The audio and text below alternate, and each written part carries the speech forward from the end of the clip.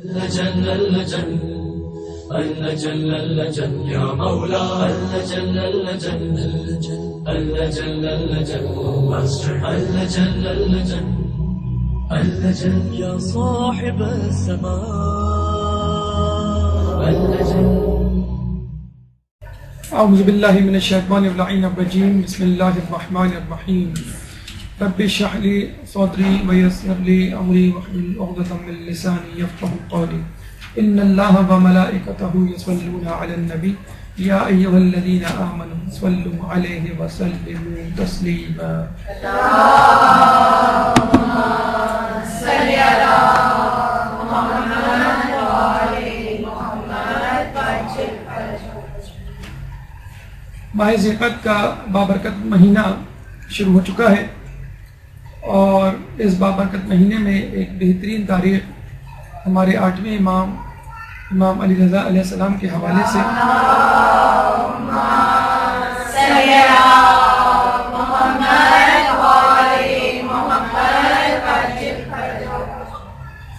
11 ذیقعدہ کے حوالے سے آتی ہے، اور یہ ہمارا طریقہ ہے، یہ ہماری ریت ہے، یہ ہماری ثقافت ہے، یہ تعلیمات اہل بیت کا حصہ ہے کہ اگر کوئی تاریخ، کوئی دن اہل بیت کے حوالے سے خوشی کا ہوا کرتا ہے تو اس دن ہم بھی خوش ہوتے ہیں، اور اگر کوئی تاریخ، کوئی دن، کوئی موقع اہل بیت کے حوالے سے غم کا ہوتا ہے تو ہم بھی غمگین ہوتے ہیں.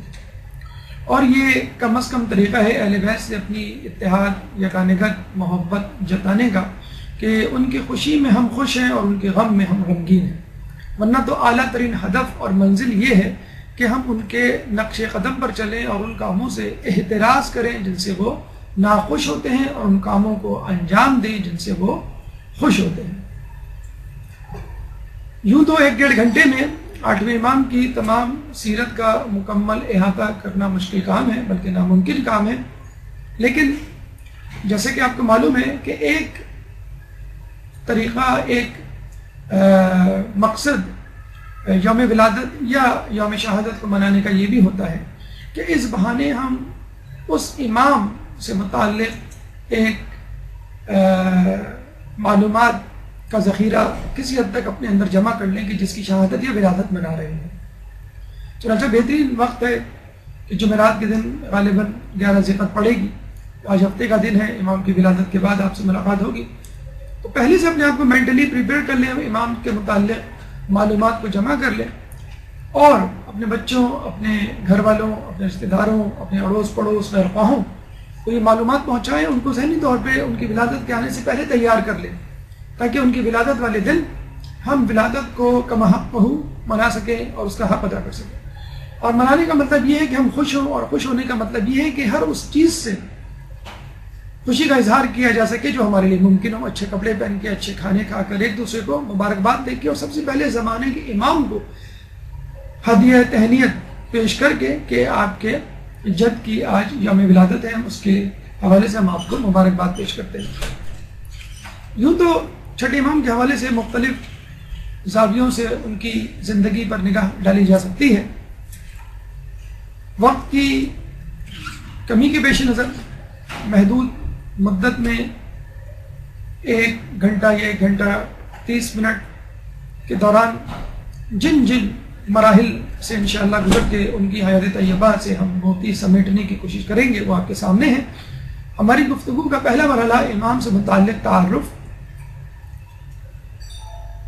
دوسرا مرحلہ نس امامت، یعنی کس طرح آپ کی امامت ثابت ہوتی ہے، تیسرا مرحلہ بادشاہان وقت، آپ کے زمانے کے کون کون سے بادشاہ گزرے ہیں آپ کے زمانے میں، اخلاقی پہلو جو کہ اہم ترین پہلو ہے، جس کو اپنا کر، جس کو ہم زندگی میں ڈھال کر ہمیں اپنی زندگی کو درستگی کی طرف گامزن کرنا ہے. اعترافات امام کی قد آور شخصیت کے حوالے سے، غیر شیعہ افراد کے کرامات جو کہ جز ہے ایک نبی کی نبوت کی طرح امام کی امامت کا، عزاداری کس طرح مختلف ہے امام کے دور میں اور دیگر امام کے دور میں، شہادت کس طرح واقع ہوئی، کس نے شہید کیا اور کیوں کیا، اس کے اثرات، ازواج و اولاد، ہلکا سے ایک تعارف، اور آخر میں اصحاب و تلامذہ، یعنی آپ کے کمپینینز، آپ کے دوست احباب اور وہ افراد جو آپ کے سامنے زانو تلمس طے کرتے تھے۔ آئیے گفتگو کے پہلے مرحلے یعنی تعارف کی طرف چلتے ہیں، لیکن اس سے پہلے ایک بلند ترین صلوات۔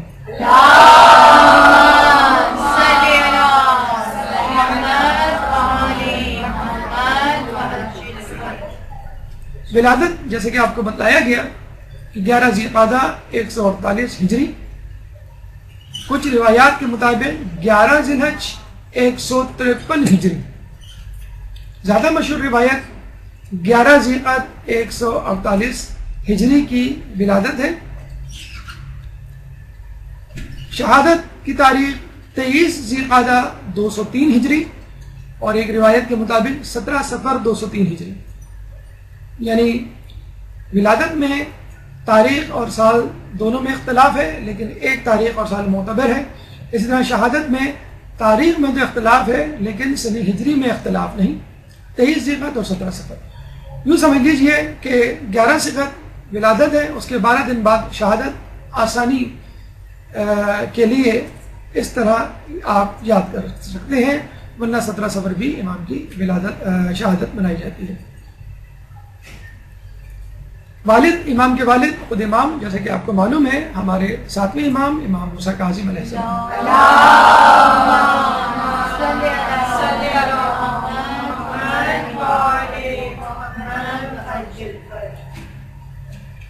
والدہ نجمہ خاتون کے بارے میں تواریخ میں تفصیل کے ساتھ درج ہے اور کہا جاتا ہے کہ آپ مغرب سے تعلق رکھا کرتی تھی، یعنی مغرب سے آئی تھی اور ایک کنیز تھی، اور آپ کی شادی کی پیشن گوئی خود رسول اکرم صلی اللہ علیہ وآلہ وسلم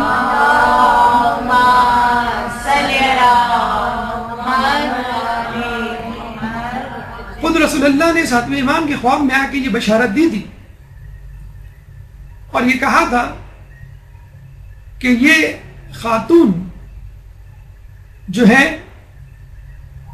وہ 8ویں امام کی والدہ بنے گی، اور کہا یہ جاتا ہے کہ ہمارے 7ویں امام کے خواب میں آ کے رسول اللہ نے جب یہ بشارت دی اور ان خاتون کا تذکرہ کیا جو اس وقت کنیز تھیں اور مغرب سے تعلق رکھتی تھیں، اور یہ بھی بتلایا کہ فلاں بازار میں یہ بطور کنیز فروخت ہو رہی ہوں گی، جاؤ جا کے ان کو خرید دو۔ تو ہمارے 7ویں امام اپنے ایک صحابی کے ساتھ اس بازار گئے اور وہاں پہ موجود ایک مغرب سے آئے ہوئے شخص مخاطب کر کے کہا کہ تمہارے پاس کتنی کنیزیں ہیں، میں ان کو دیکھنا چاہتا ہوں۔ اس مغرب سے آئے ہوئے شخص نے تمام کنیزیں دکھانا شروع کر دی ایک کے بعد ایک، لیکن امام کو اپنی مطلوبہ کنیز یعنی اپنی مطلوبہ شخصیت جس کا تذکرہ رسول اللہ نے خواب میں کیا تھا نظر نہیں آئی۔ تمام کنیزوں کو دیکھنے کے بعد امام نے اس مغرب سے آئے ہوئے شخص سے اصرار کیا کہ تمہارے پاس کوئی اور کنیز ہو تو دکھاؤ۔ اس نے جب انکار کیا اور امام کے مزید اصرار پہ اس نے بتایا کہ میرے پاس ایک کنیز موجود ہے لیکن وہ بیمار ہے، امام نے کہا میں اسے دیکھنا چاہتا ہوں، اس کے باوجود اس شخص نے امام کو دکھانے سے انکار کر دیا۔ امام واپس آ گئے اور دوسرے دن پھر دوبارہ اپنے اسی صحابی کو کچھ مال دے کر اسی بازار میں بھیجا اور کہا کہ دیکھو اب وہ شخص اس کنیز کو، اس خاتون کو فروخت کر رہا ہوگا اور اتنے دام میں فروخت کر رہا ہوگا، وہ جتنے دام بتائے تم اس سے وہ کنیز اتنے دام میں خرید لے۔ اب وہ صحابی جاتے ہیں اور وہ شخص وہیں کھڑا ہوتا ہے، جتنے وہ پیسے بتاتا ہے یہ صحابی اس کو دے دیتے ہیں۔ جب یہ صحابی جانے لگتے ہیں تو اس شخص نے وہ صحابی سے پوچھتا ہے کہ وہ تمہارے ساتھ جو بزرگ آئے تھے وہ کون تھے؟ صحابی کہتے ہیں کہ وہ بنی ہاشم کے بہت بڑے سردار ہیں۔ تو شخص نے کہا کہ مجھے مزید ان کا تعارف کرواؤ، تو صحابی نے مزید کچھ بتلانے سے انکار کر دیا۔ اس مغرب سے آئے ہوئے شخص نے کہا کہ میں اس لیے پوچھ رہا ہوں کہ میں نے خود یہ کنیز ایک بہت دور دراز مقام سے خریدی تھی، اور جب میں نے یہ کنیز خریدی تو وہاں میں موجود ایک بوڑھی شخص نے مجھ سے یہ کہا کہ یہ کنیز تو تیرے قابل نہیں، یہ تو اس کے قابل ہے کہ جو اپنے دور میں روئے زمین پر سب سے زیادہ مکرم بزرگ انسان ہوگا، اور اس کے بدن سے وہ شخصیت پیدا ہوگی جو خود اپنے زمانے میں تمام افراد سے کرۂ زمین پر مقدس اور برتر ہوگی۔ ایک درود پڑھ دیں محمد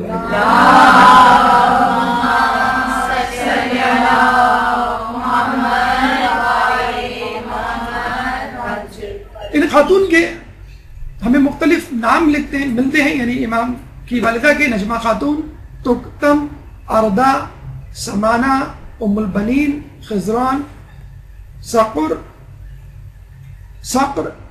شقرہ، اور 8ویں امام کی ولادت کے بعد ان تمام ناموں یا القابوں کو بھلا دیا گیا اور لوگ فقط آپ کو طاہرہ کے لقب سے یاد کرنے لگے۔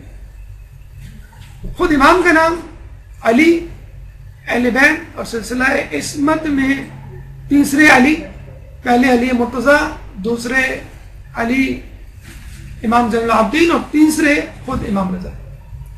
یہاں یہ بات واضح کر دینی ضروری ہے کہ اماموں کے اور اہل بیت کے ناموں پر اپنے بچوں کے نام رکھنا خود اہل بیت اور ہمارے ائمہ کی سنت ہے، اور اس کی ابتدا خود انہوں نے ہی کی۔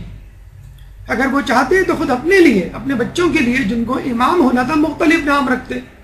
12 افراد ہیں، 12 امام ہیں تو 12 نام ہوتے۔ لیکن جس طرح ہمارے یہاں ایک رواج ہے کہ اگر خاندان میں دور دراز محلے میں، دور دراز علاقوں میں بھی کوئی نام نظر آ جائے جو کامن ہو جائے تو ہم کہتے ہیں بھی یہ نام تو رکھا جا چکا، ہم یہ نام دوبارہ نہیں رکھیں گے۔ لیکن آپ دیکھ لیجئے، آپ کو ایک ہی محلے میں ایک ہی خاندان میں کتنے ہی لوگ علی نام کے مل جائیں گے، لیکن آپ کو اس نام کے نئے پن میں کبھی بھی پرانا پن نظر نہیں آتا کہ نام پرانا ہو گیا ہے، کوئی اور نام رکھو۔ فاطمہ نام کے کتنی لڑکیاں مل جائیں گی، زینب نام کی کتنی لڑکیاں مل جائیں گی، حسن حسین نام کے کتنے۔ بڑا جسے کہتے ہیں کہ بھونڈا نکتہ ہے، شاید بڑی عجیب مثال ہے، لیکن کہا یہ جاتا ہے کہ اغیار میں اگر کسی مسلمان کو پکارنا ہو یا کسی مسلمان کا نام لینے کا آپ اس سے ارادہ کریں کہ تم کسی مسلمان کا نام بتاؤ، کوئی کرسچن ہندو آپ کے سامنے آئے اور اس سے آپ کہیں کہ تم کسی مسلمان شخص کا نام بتاؤ، تو یقین کیجئے اس کے منہ سے محمد، علی، حسن، حسین، فاطمہ، زینب، عباس جیسے نام نکلتے ہیں۔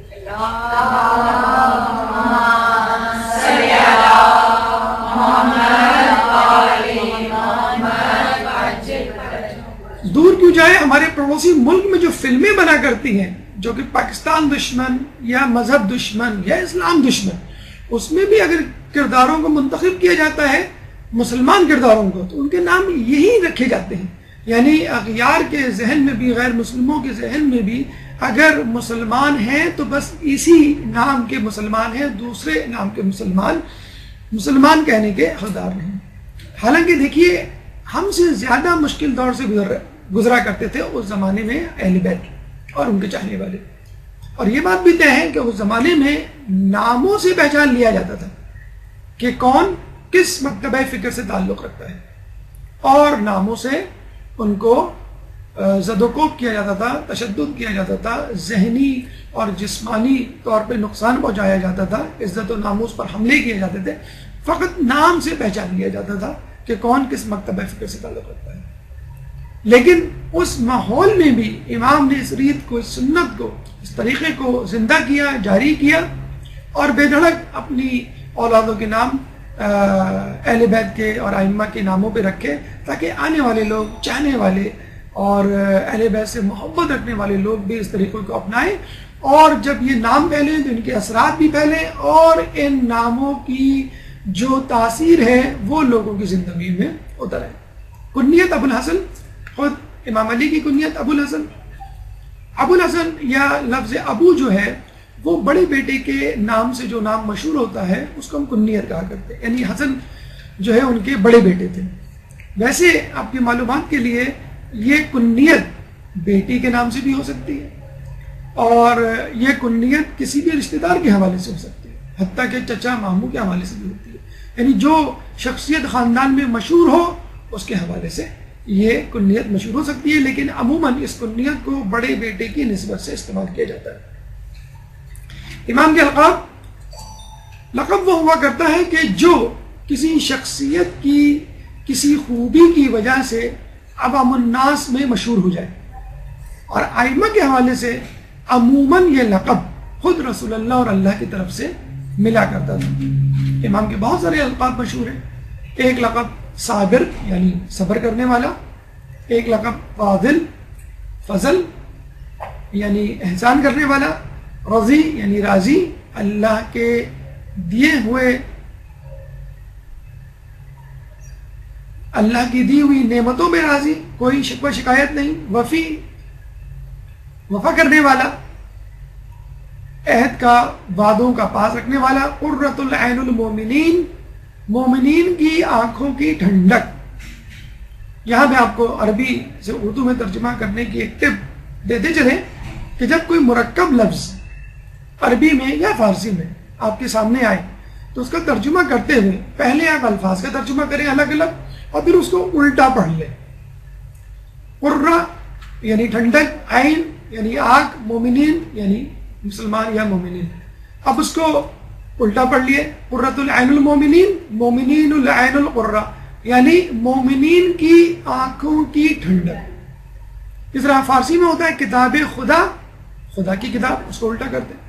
تو مرکب اضافی یا مرکب الفاظ کو ترجمہ کرتے ہوئے، بلکہ عربی میں اگر آپ لوگوں میں سے کوئی عربی سیکھ رہا ہے تو اس کے لیے ایک اہم ہدایت کہ اگر عربی میں ترجمہ کرنا ہو تو عربی میں عموماً جملہ جو ہے وہ الٹا کر کے ترجمہ کیا جاتا ہے. جیسے ہم کہتے ہیں دروازہ کھولو، اردو میں اگر ہمیں کہا جائے گا، ویسے تو بہتر یہی کہ دروازہ بند رکھیں، کلاس ڈسٹرب ہوگی. اگر آپ کو کہا جائے کہ دروازہ کھولو، دروازہ پہلے بولیں گے ہم، کھولنا بعد میں کہیں گے، ٹھیک ہے. عربی میں ہم کہیں گے افتح الباب، افتح یعنی کھولو دروازہ. اگر کوئی کہے کہ کھولو دروازہ، ہم کہیں گے اس نے ابھی نئی نئی اردو سیکھی ہے، حالانکہ ہو سکتا ہے وہ عربی بولنے والا ہو اور وہ اپنے اعتبار سے ترجمہ کر رہا ہو افتح الباب یعنی کھولو دروازہ. لیکن اردو میں جو ہے الٹا بولا جاتا ہے، دروازہ کھولو یعنی آبجیکٹ یا مفعول پہلے بولا جاتا ہے اور فعل بعد میں آتا ہے. عربی میں فعل و فاعل و مفعول یہ ترتیب ہوتی ہے، پہلے فعل ہوتا ہے، پھر فاعل ہوتا ہے، پھر مفعول ہوتا ہے. فعل یعنی ورب، فاعل یعنی سبجیکٹ، مفعول یعنی آبجیکٹ، یہ ترتیب ہوتی ہے عربی میں، فعل فاعل مفعول. اردو میں کچھ الٹا معاملہ ہوتا ہے، کم از کم مفعول پہلے آتا ہے پھر فعل. غیظ الملحدین، ملحدین کہتے ہیں جو اللہ کو نہ مانے، ایتھیسٹ، سیکولر. ملحدین پر غضب یعنی آپ کی شخصیت ملحدین پر ایک اللہ کا غضب تھی. تو غیظ الملحدین ملحدین پر غضب، یہاں پہ بھی ترجمہ اگر کریں تو ترتیب الٹ دیں. رضا یہ وہ لقب تھا جو امام کا سب سے زیادہ مشہور ہوا. جیسے ہم امام، ہمارے جو چوتھے امام ہیں ان کا نام علی ہے، لیکن علی کے نام سے کوئی نہیں پہچانتا. امام زین العابدین کے نام سے زیادہ پہچانتے ہیں، حالانکہ امام زین العابدین ان کا لقب ہے. زین العابدین عابدوں کی زینت ان کا لقب ہے، لیکن جب تک ہم زین العابدین نہ کہیں، فقط علی کہتے ہیں تو لوگ نہیں پہچانیں گے کون سے علی، پہلے علی، چوتھے علی، آٹھویں علی. اسی طرح امام علی کے آگے جب تک آپ علی رضا نہ لگا دیں اس وقت لوگ نہیں سمجھتے کہ یہ کون سے علی کی بات ہو رہی ہے. سب سے زیادہ مشہور لقب تھا، اور امام رضا بھی بول دیں تو لوگ سمجھ جاتے ہیں کس امام کی بات ہو رہی ہے. لوگوں میں بہت مشہور تھا، لوگوں نے اس لقب کو اتنا بڑھایا کہ ان کا اصل نام لوگ بھول گئے. حقیقت میں یہ لقب خود رسول اللہ کا دیا ہوا تھا، لیکن جب مامون نے ان کو ولی عہدی دی اور انہوں نے چاروں ناچار، جس کے بعد اس بار انشاءاللہ کسی وقت ہم آپ کے سامنے زیر گفتگو لائیں گے، جب آپ نے مصلحتاً اس ولی عہدی کو قبول کر لیا تو نہ صرف اپنے چاہنے والے بلکہ اغیار بھی آپ کے حلقہ احباب میں، آپ کے چاہنے والوں میں شامل ہو گئے، اور آپ کی محفل، آپ کی مجلس، آپ کی درسگاہ جو ہے وہ ہر خاص و عام کے لیے، ہر شیعہ اور غیر شیعہ افراد کے لیے عام ہو گئی. یعنی ہر شخص آپ سے راضی ہو گیا. بس وہاں سے آپ کا یہ لقب اور زیادہ مشہور ہو گیا. پہلے اپنے لوگوں میں یہ لقب مشہور تھا، اس کے بعد عام لوگوں میں بھی یہ لقب مشہور ہو گیا، کیونکہ اپنے اور غیر دونوں قسم کے افراد آپ سے راضی ہو گئے اور آپ کو امام علی رضا کہا جانے لگا. نسیم احمد، ہماری گفتگو کا دوسرا مرحلہ، ایک درود پڑھ دیجئے محمد.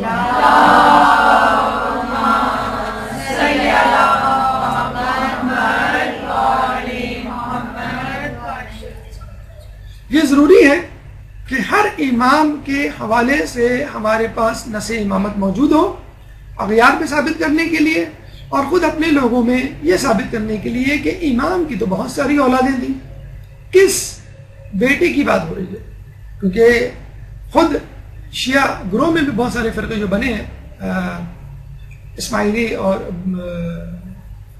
بہری اور دیگر فرقے، زیدیہ یا دیگر فرقے، وہ اسی بنیاد پر بنے ہیں کہ امامت کی نص پہ اختلاف ہو گیا یا نص کو نہیں مانا گیا یا اپنے تئیں جو ہے وہ قیاس کر لیا گیا کہ امام کی فلاں اولاد امام ہوگی۔ تو اس کی نص سن لیجئے، بحر الانوار میں درج ہے کہ ایک دفعہ امام موسیٰ کاظم علیہ السلام کے خواب میں رسول اللہ اللہم صلی علی محمد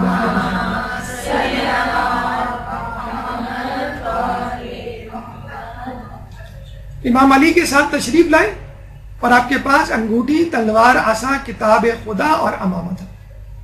جب ساتھ میں امام نے پوچھا یہ سب کیا ہے تو بتایا گیا کہ امامہ اللہ کی سلطنت ہے،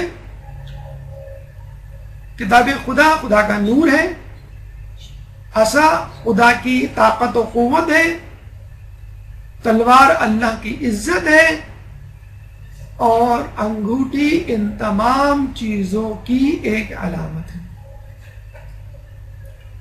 اب یہ عہدہ امامت تمہارے بعد تمہارے فرزند علی کے پاس جائے گا، یعنی امام علی رضا کے پاس جائے گا۔ اور آپ کو معلوم ہے جب عہدہ امامت کسی کے پاس جاتا ہے تو یہ تمام چیزیں بھی اس کے پاس جاتی ہیں۔ جب ہمارے موجودہ امام، زمانہ حال کے امام جب آئیں گے تو ان کے پاس بھی یہ تمام چیزیں تبرکات موجود ہوں گی، اور یہ ایک طرح کی دلیل ہوگی جو اپنی امامت پر وہ قائم کریں گے۔ امام نے یہ خواب سنا کر اپنے ایک چاہنے والے کو یہ کہا، بلکہ اس چاہنے والے نے یہ جب دریافت کیا کہ جب آپ نہ ہوں گے تو پھر آپ کے بعد کون امام ہوگا، کیونکہ ہر جانے والے امام نے آنے والے امام کی خبر دی ہے آپ سے پہلے۔ تو امام موسیٰ کاظم علیہ السلام نے فرمایا کہ دیکھو وہ زمانہ اور تھا، یہ زمانہ اور ہے۔ تو پوچھنے والے نے کہا کہ اگر کوئی شخص آپ کے اس جواب پر راضی ہو جائے تو اس پہ خدا کی لعنت۔ کتنا مضبوط ایمان تھا، وہ سمجھ گیا کہ امام جو ہے میرا امتحان لینا چاہ رہے ہیں اور یہ جواب قابل قبول نہیں ہے۔ یعنی نعوذ باللہ دوسرے الفاظوں میں امام کہنا چاہ رہے ہیں کہ پہلے تو اعلان ہوتا تھا امامت کا، آنے والے امام کا، اب نہیں ہوگا، یہ ہو ہی نہیں سکتا۔ رسول اللہ گئے تو 12 اماموں کا اعلان، ولایت علی کا اعلان کر کے گئے، علی گئے تو حسن کا، حسن گئے تو حسین کا، اس کے بعد ہر آنے والے امام کا اعلان ہوا۔ یہ کیسے ممکن ہے کہ 7ویں امام کے جانے کے بعد 8ویں امام کا اعلان نہ ہو؟ اچھا، اس کا بھی تذکرہ بھی آگے آئے گا کہ 8ویں امام کی جو اعلان امامت ہے یا نص ہے وہ بڑی تنازع کے ساتھ لوگوں میں مشہور ہوئی، اور بعد میں بڑی مشکل سے لوگوں نے اس کو قبول کیا، اور بہت سے لوگوں نے تو انکار کر دیا۔ کیوں؟ اس کی وجہ آگے آئے گی۔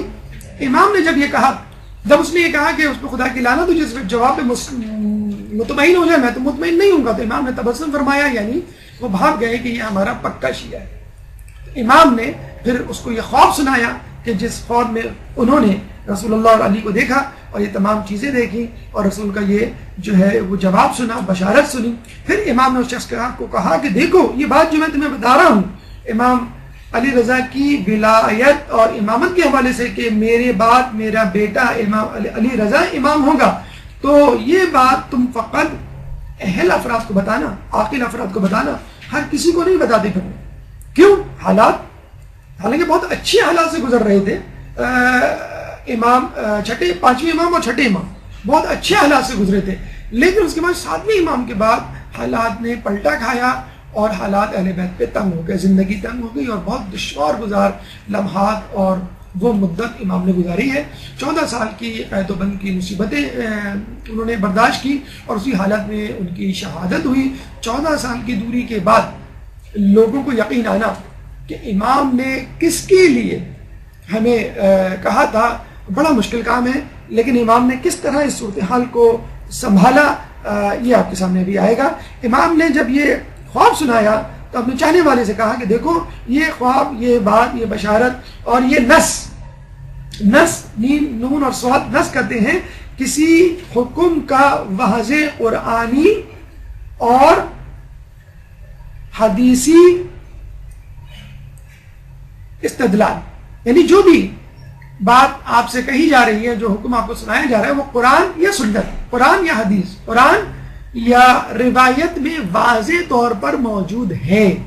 ایک تو ہوتا ہے ایکسٹریکٹ کریں، قیاس کریں، اس میں سے بات کو نکالیں، استنباط کریں، نہیں، اطلاق کریں، نہیں، واضح طور پہ موجود ہے، جس کو ہم کہتے ہیں نص امامت، یعنی امامت کے متعلق قرآن یا حدیث رسول یا حدیث اہل بیت میں کوئی واضح ہدایت.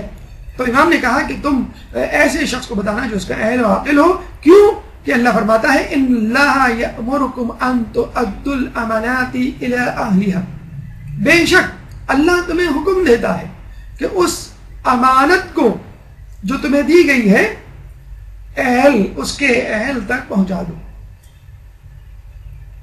بے شک اللہ تمہیں حکم دیتا ہے کہ امانت کو اس کے اہل تک پہنچا دو. سورہ نساء آیت نمبر 58.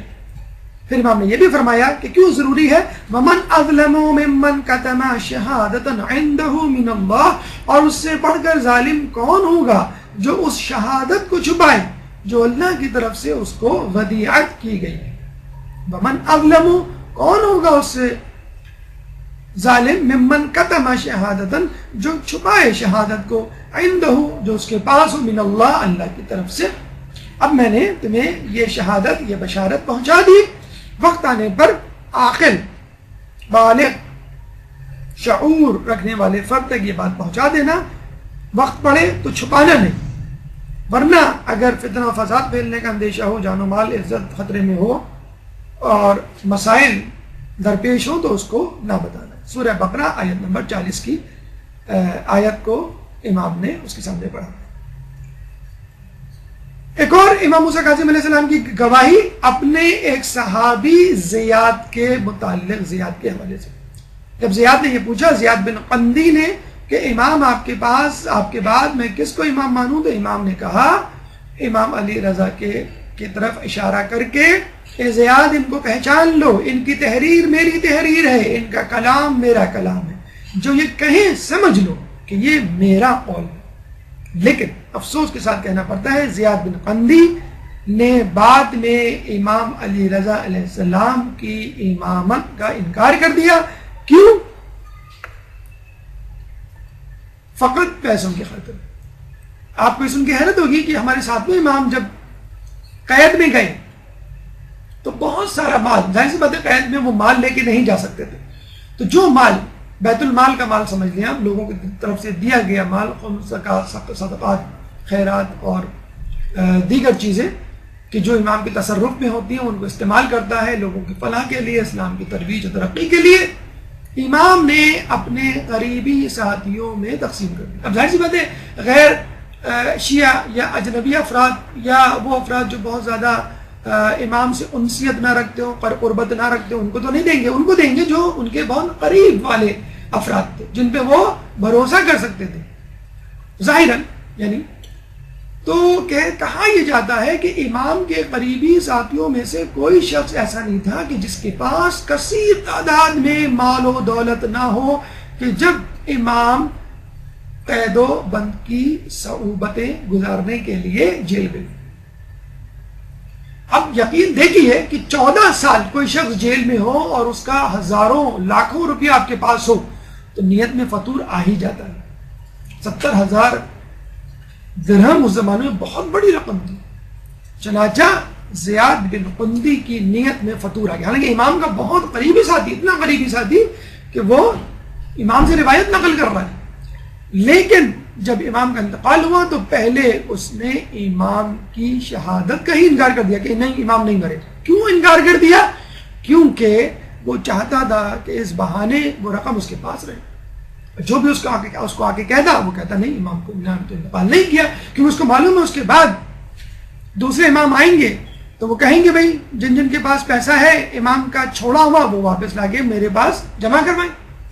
رسول کی شہادت کے وقت بھی ایک صاحب نے کہا تھا کہ اگر کسی نے کہا محمد کی شہادت ہو گئی ہے، محمد انتقال کر گئے، تو اس تلوار سے اس کا سر قلم کر دوں گا. اس کے پیچھے بھی یہی ایک سازش ہمیں نظر آتی ہے. تو اس شخص نے امام کی شہادت کا انکار کر دیا.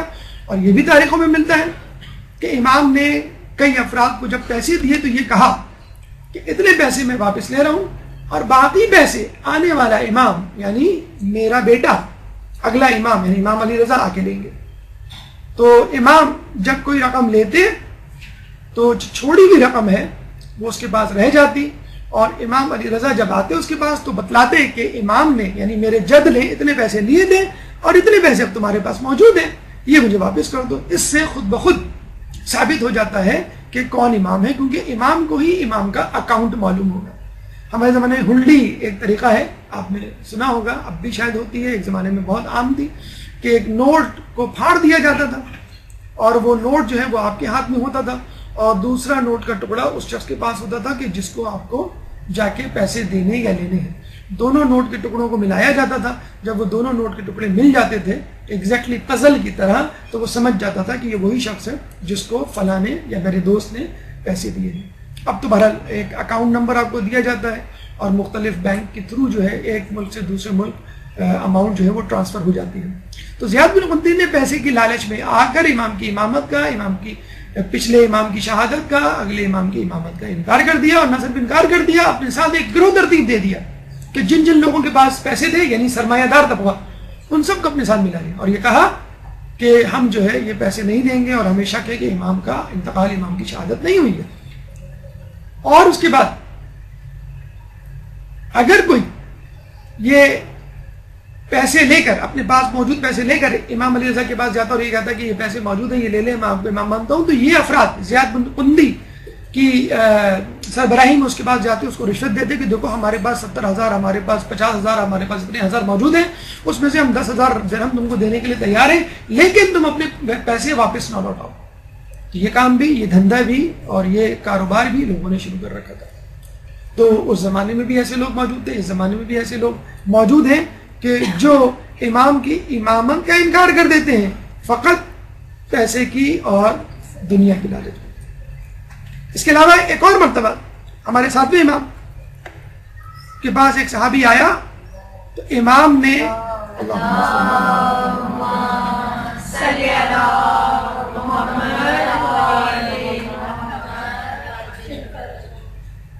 اپنے صاحبزادے امام علی رضا علیہ السلام کی طرف اشارہ کر کے کہا کہ وہ یعنی امام علی رضا وہ میرے ساتھ کتاب جفر اور جامعہ کا مطالعہ کرتے ہیں, اور ان کا مطالعہ وہی کر سکتا ہے جو نبی ہو یا وصی نبی ہو.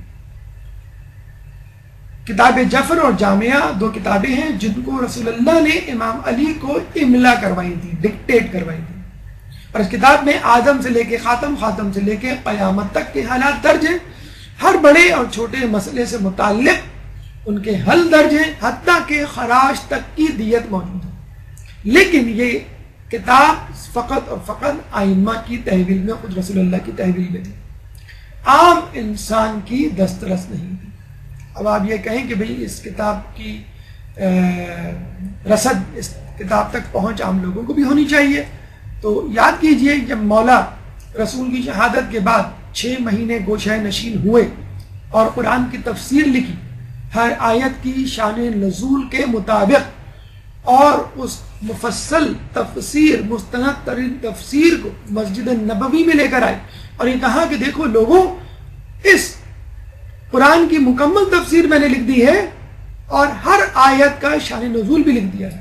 اور جب آپ شان نزول کسی آیت کا لکھ دیں, اس کا مطلب یہ ہوتا ہے کہ اس آیت کا مفہوم بے عین ہی وہی آپ کے پاس پہنچ گیا کہ جو مقصد تھا, چاہے وہ آیت ولایت ہو, آیت مباہلہ ہو, آیت غدیر ہو, آیت تکمیل دین ہو, کوئی بھی آیت ہو.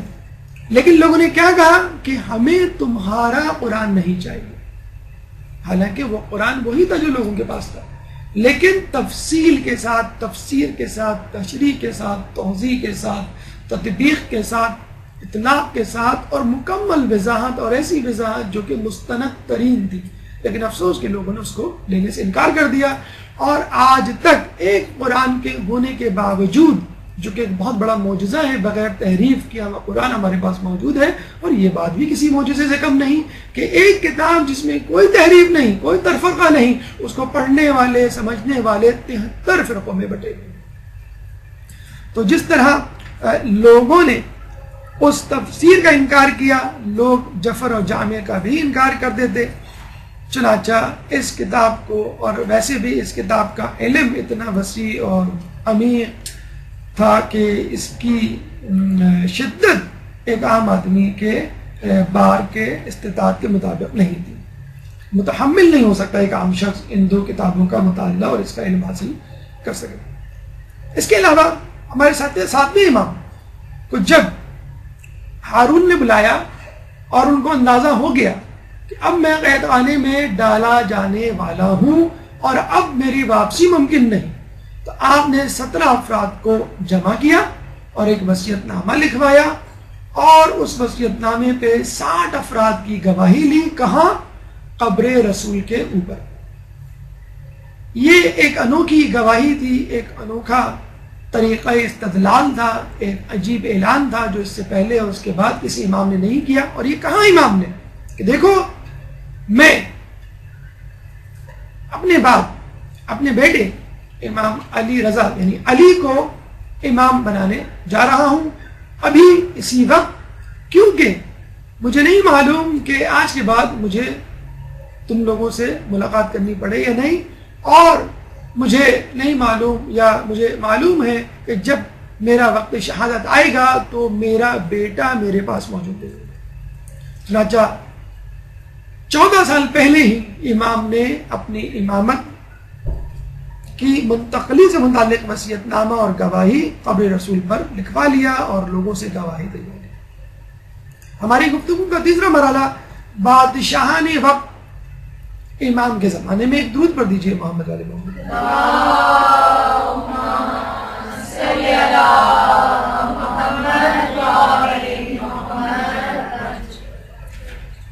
اچھا، آپ لوگوں کے ذہن میں یہ خیال آتا ہے کہ ہم تو امام کی سیرت کا مطالعہ کر رہے ہیں، امام کی حیات طیبہ پر روشنی ڈال رہے ہیں، یہ بادشاہان وقت کہاں سے ٹپک پڑے؟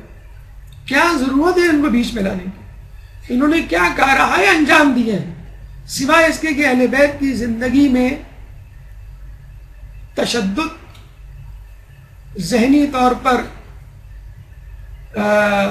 تکلیف، صدمہ اور ان کی راہ میں رکاوٹیں، ان کا فقط اور فقط منفی کردار رہا ہے. بادشاہ نے چاہے وہ بنو امیہ سے تعلق رکھتے ہوں، چاہے وہ بنو عباس سے تعلق رکھتے ہوں، ہر بادشاہ نے امام کی زندگی میں مشکلات پیدا کی ہیں. کیوں؟ کہ خلافت امام ہی کا حق تھا. ان کو سب سے زیادہ خطرہ زمانے کے امام ہی سے ہوا کرتا تھا.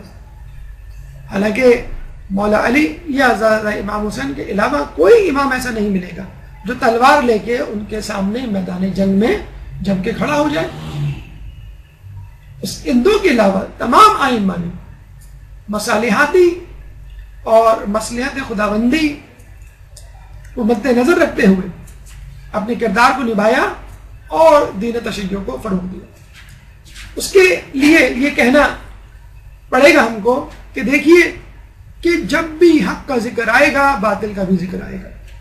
اگر قرآن میں محمد کا ذکر ہے تو ابو لہب کا بھی ذکر ہوگا. اگر قرآن میں موسیٰ کا ذکر ہے تو پھر فرعون کا بھی ذکر ہوگا.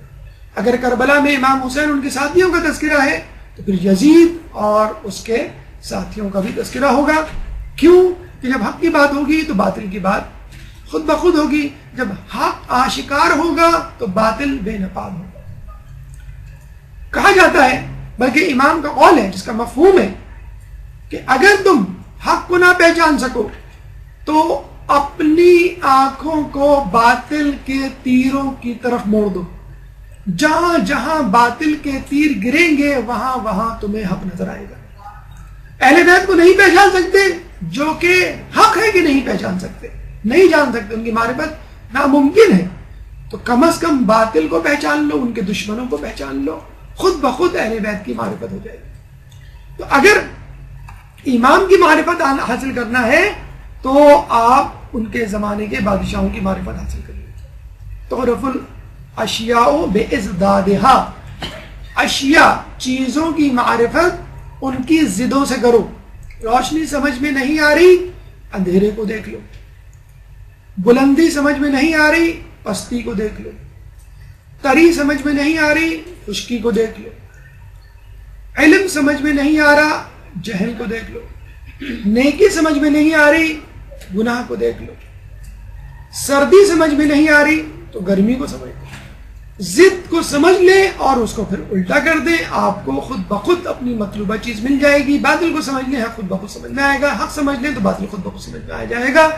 امام کے زمانے میں ضروری ہے کہ ہم ان لوگوں کا بھی تذکرہ کریں کہ جو امام کی راہ میں رکاوٹ بنے, جنہوں نے اسلام کی راہ میں رکاوٹیں کھڑی کی اور آپ کی شہادت کا بھی سبب بنے. آپ کی وقت ولادت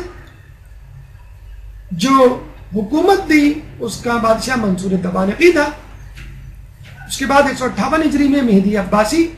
دیکھیں اس زمانے کے بادشاہوں نے بھی یہ کھیل کھیلنے کی کوشش کی. جب ان کو پتہ چلا کہ ان کے یہاں یہ روایت موجود ہے کہ ایک زمانہ آئے گا کہ دنیا ظلم و جور سے بھر چکی ہوگی, تو ہمارا چاہنے والا, ہمارا ماننے والا اور ہمارے جد سے, ہماری نسل سے ایک شخص پیدا ہوگا جو 12واں امام ہوگا. اس دنیا کو عدل سے اس طرح بھر دے گا یہ جیسے ظلم سے بھری ہوئی تھی. تو بادشاہوں نے اپنے شہزادوں کے نام مہدی کے نام پہ رکھنا شروع کر دیے اور لوگوں کو یہ کہنا شروع کر دیا یہ وہی تو مہدی ہے جس کا تذکرہ آیات و روایات میں ملتا ہے. اس لیے جب یہ لوگ کہتے ہیں کہ خلافت علی یا دیگر ائمہ کا نام, ہمارے خلیفاؤں کا نام قرآن میں کیوں نہیں موجود, ہمارے اماموں کا نام, تو ایسا کون سا مسئلہ ہے؟ لوگ اپنے اپنے اماموں کے نام علی, حسن, حسین, زین العابدین, باقر, جعفر رکھنا شروع کر دیتے اور یہ کہتے ہیں یہ وہی امام ہیں جن کی بشارت جو ہے وہ احادیث میں دی گئی ہے. تو مہدی عباسی 158 ہجری. اس کے بعد ہادی, یہ بھی دیکھیں نام ایسا ہی ہے, ہدایت دینے والا, حالانکہ مکمل طور پہ منحرف. اس کے بعد ہارون 170 ہجری میں, امین 194 ہجری میں اور مامون 198 ہجری میں. ہارون 7ویں امام کے زمانے میں تھا جس نے امام کو 14 سال قید رکھا. اس کی 2 اولادیں تھیں, امین اور مامون. عربی النسل امین تھا اور مامون عجمی النسل تھا, یعنی عربی زوجہ سے, عرب خاتون سے امین پیدا ہوا اور عجم کی خاتون سے یعنی غیر عرب سے مامون پیدا ہوا. تو عوام الناس میں ایک فطری رجحان تھا کہ ہارون کے بعد امین کو تخت پہ آنا چاہیے کیونکہ امین عرب ہے, عربی بولنے والا ہے اور عرب خاتون سے تعلق رکھتا ہے.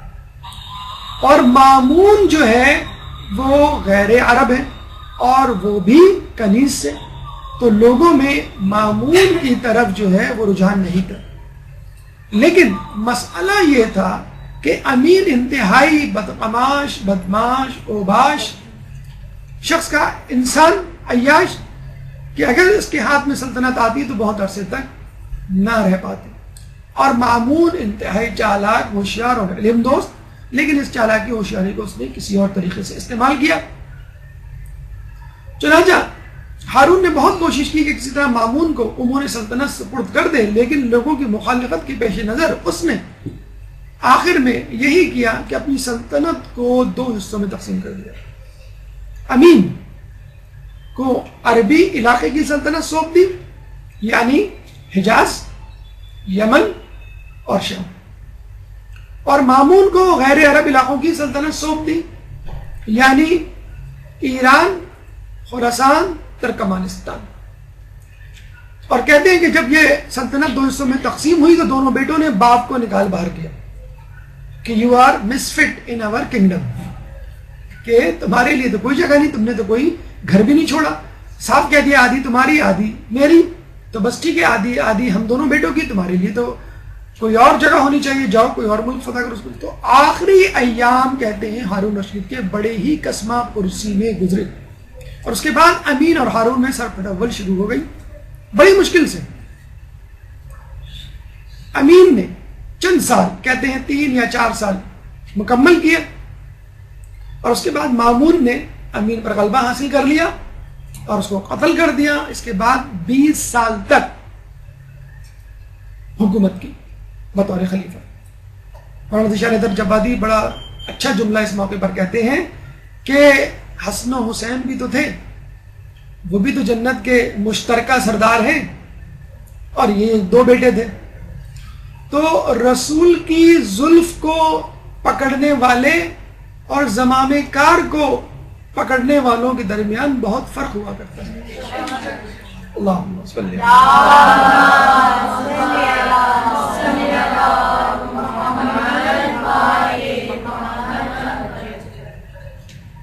یہ مامون و امین کا مختصر سا خاکہ تھا، اور یہی وہ دور تھا جو بنو امیہ بنو عباس کے درمیان چپخلش کا ایک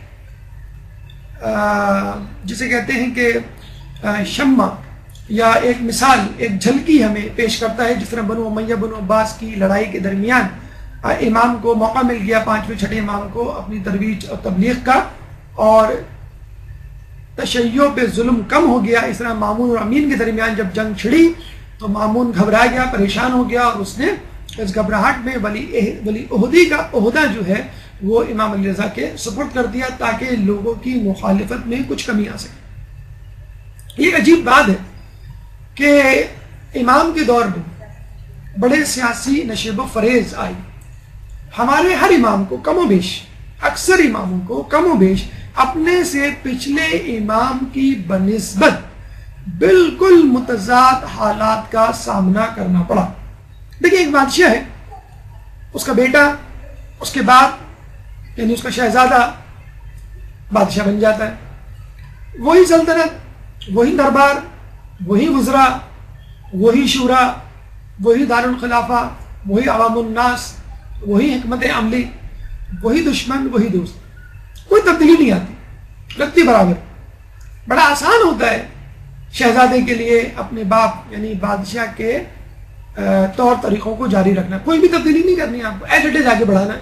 جس طرح ہمارے یہاں سیاسی تنظیمیں ہوتی ہیں، باپ، اس کے بعد بیٹا، پھر اس کے بعد اس کا بیٹا، امام کے ساتھ ایسا نہیں ہوا کرتا تھا۔ ایک تو یہ کہ حکومتوں کے زیر عتاب ہدف بنے ہوئے ہیں زیادتی، ظلم و تشدد کا، اور دوسری طرف متضاد حالات تقریباً ہر امام کو اپنے سے پہلے امام کے مقابلے میں، چنانچہ صورتحال اتنی گھمبیر، اتنی پریشان کن، اتنی مشوش ہوا کرتی تھی کہ لوگ سمجھ نہیں پاتے تھے کہ امام کیا کر رہے ہیں، امام یہ کیوں کر رہے ہیں، اور اسی شک و شبہ میں لوگ امام کا ساتھ دینے سے انکار کر دیا کرتے تھے۔ اور آج بھی لوگوں کا یہی حال ہے کہ گھبراہٹ میں، پریشانی میں، جب وہ مجتہدین کے فتوے دیکھتے ہیں، مختلف حالات میں جو بدل جاتے ہیں، حالات کے پیش نظر نہیں سمجھ پاتے اور بغاوت کو اتراتے ہیں، انکار کر دیتے ہیں، تقلید کا قلاوہ اپنی گردن سے اٹھا کے پھینک دیتے ہیں۔ مثلا امام علی نے تلوار نکالی، جنگ جمل، جنگ صفین، جنگ نہروان آپ کے سامنے 4.5 سال کا عرصہ تقریباً میدان جنگ میں گزرا۔ اس کے بعد امام حسن کو کنٹینیو کرنا چاہیے تھی یہ جنگ، عزیمت کا راستہ، امام نے آتے ہی فوراً صلح کر لی، اور آج تک خود غیر تو چھوڑیے، خود اپنے والے صلح امام پر بعض اوقات اعتراض کر بیٹھتے ہیں کہ امام نے صلح کیوں کی، کیا ضرورت تھی، ان کے جد نے تو نہیں کی۔ پھر ہم دیکھتے ہیں امام حسین تلوار لے کے عزیمت کا راستہ اختیار کرتے ہوئے کربلا میں آ جاتے ہیں، خوب واہ واہ ہوتی ہے، لوگ بڑے خوش ہوتے ہیں، گریہ ہوتا ہے، اور خوش ہوتے ہیں کہ ہمارے امام نے سر داد نہ داد دست یزید کہ سر دے دیا، لیکن اپنا ہاتھ بیعت کے لیے نہیں دیا۔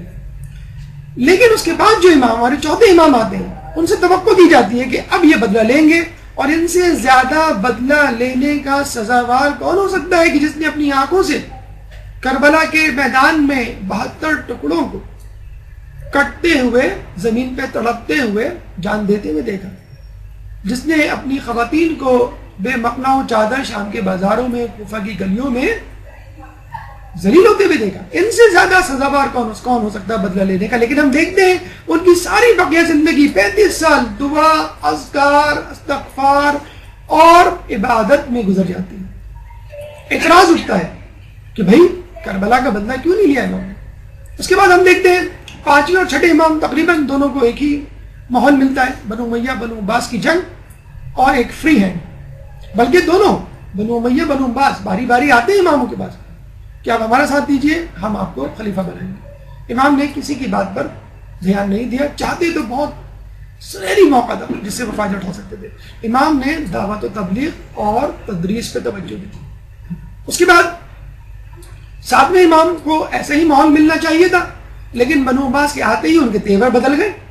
کہا تھا کہ ہم اہل بیت کا بدلہ لیں گے، لیکن خود اہل بیت کو ہدف بنانا انہوں نے شروع کر دیا، کیونکہ وہی ذہنی جسے کہتے ہیں کہ پریشانی بنو امیہ والی کہ ہم نے یہ خلافت اہل بیت سے چھینی ہے، چنانچہ وہ اس کے زیادہ حقدار ہیں، ہمیں چاہیے کہ ان کو ہم اتنا پریشان کریں کہ وہ خلافت کو بھول جائیں، اپنی جان بچانے کی فکر میں رہیں. جیسے مثال بڑی عجیب سی ہے لیکن بالکل صحیح آتی ہے ہمارے حالات پر کہ پاکستان والوں کو بجلی، پانی، مہنگائی، قتل و غارت میں اتنا مصروف رکھو کہ یہ ترقی کی سوچ ہی نہ سکے. مسلمانوں میں اتنا تفرقہ ڈال دو کہ یہ اتحاد اور غلبے کی نہ سوچ سکے. تو ساتویں امام کو پھر دوبارہ وہی صورتحال کا سامنا، کوئی فری ہینڈ نہیں، بلکہ 14 سال قید، ایسے قید خانے میں جہاں پہ امام نہ سیدھے کھڑے ہو سکتے تھے نہ بیٹھ سکتے تھے.